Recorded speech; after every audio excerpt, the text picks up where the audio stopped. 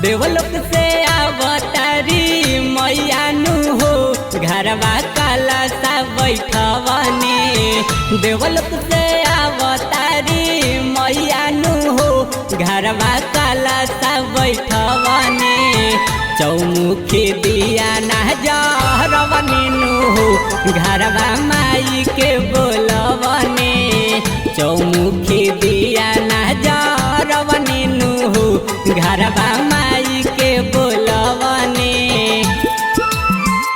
बोला बोला पहाड़ वाली मैया की।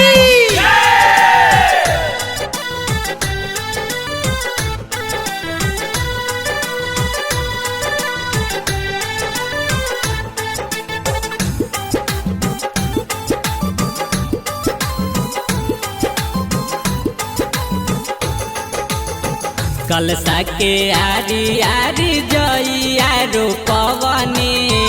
गैया के घेउआ के दिया ना जरवनी।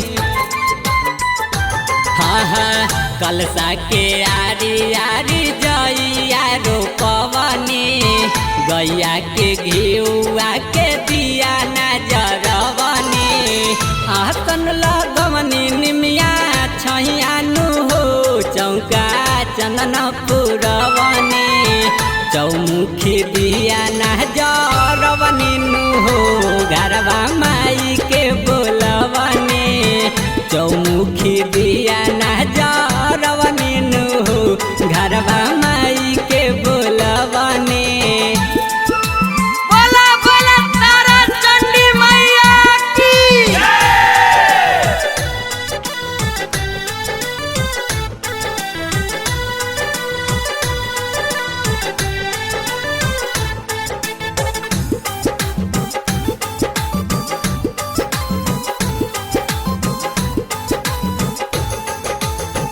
गंगा जी के पानिया से पौआ पखारब।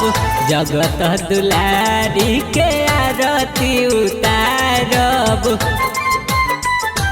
हाँ गंगा जी के पानिया से पौआ पखारब। जगत दुलारी के आरती उतारब।